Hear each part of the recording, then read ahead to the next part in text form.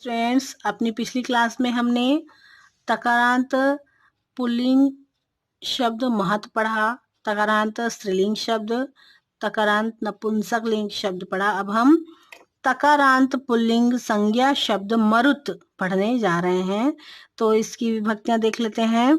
मरुत मरुतौ मरुतः, मरुतं मरुतौ मरुतः, मरुता मरुद्भ्यां मरुद्भिः, मरुते मरुद्भ्यां मरुद्भ्यः, मरुतः मरुद्भ्यां मरुद्भ्यः, मरुतः मरुतोः मरुतां, मरुति मरुतोः मरुत्सु। हे मरुत या मरुद, हे मरुतौ, हे मरुतः।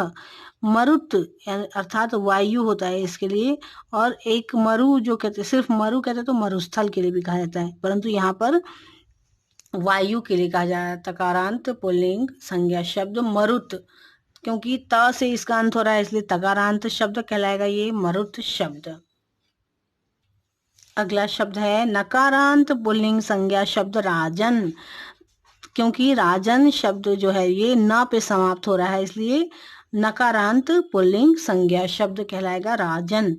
प्रथमा विभक्ति है इसकी राजा राजानौ राजानः, द्वितीया राजानं राजानौ राज्ञः, तृतीया राज्ञा राजभ्यां राजभिः, चतुर्थी राज्ञे राजभ्यां राजभ्यः, चतुर्थी पंचमी राज्ञः राजभ्यां राजभ्यः, षष्ठी राज्ञः राज्ञोः राज्ञां, सप्तमी राजानी राज्ञी या राजनी राज्ञोः राजसु, संबोधनम हे राजन हे राजानौ हे राजानः।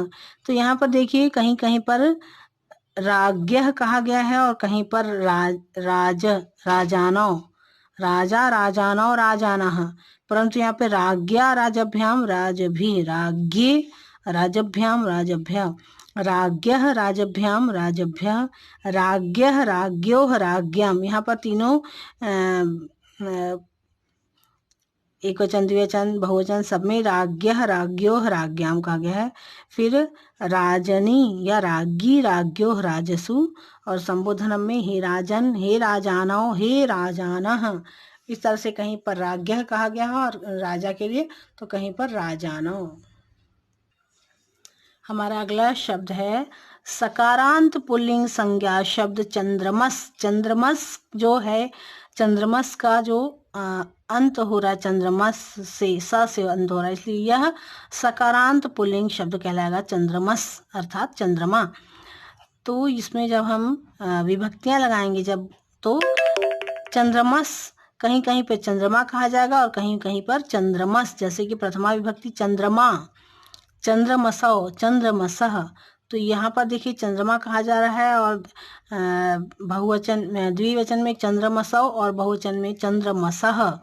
फिर द्वितीया चंद्रमसम चंद्रमसौ चंद्रमसः, तृतीया चंद्रमसा चंद्रमोभ्याम चंद्रमोभिः, चंद्रमसे चंद्रमोभ्याम चंद्रमोभ्यः, पंचमी चंद्रमसः चंद्रमोभ्याम चंद्रमोभ्यः, षष्ठी चंद्रमसः चंद्रमसो चंद्रमसाम, सप्तमी चंद्रमसी चंद्रमसोः चंद्रमसु या चंद्रमस्सु, संबोधनम हे चंद्रमः हे चंद्रमसौ हे चंद्रमसः।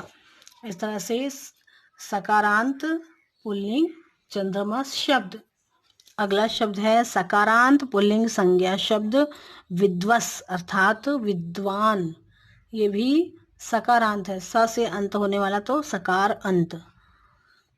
प्रथमा विद्वान विद्वांसौ विद्वांसः, द्वितीया विद्वांसम विद्वांसौ विदुषः, तृतीया विदुषा विद्वद्भ्याम विद्वभिः, चतुर्थी विदुषे विद्वभ्याम विद्वभ्यः, पंचमी विदुषः विद्वभ्याम विद्वभ्यः, षष्ठी विदुषः विदुषोः विदुषाम, सप्तमी विदुषी विदुषोः विदत्सु, संबोधनम हे विद्वान हे विद्वांसौ हे विद्वांसः।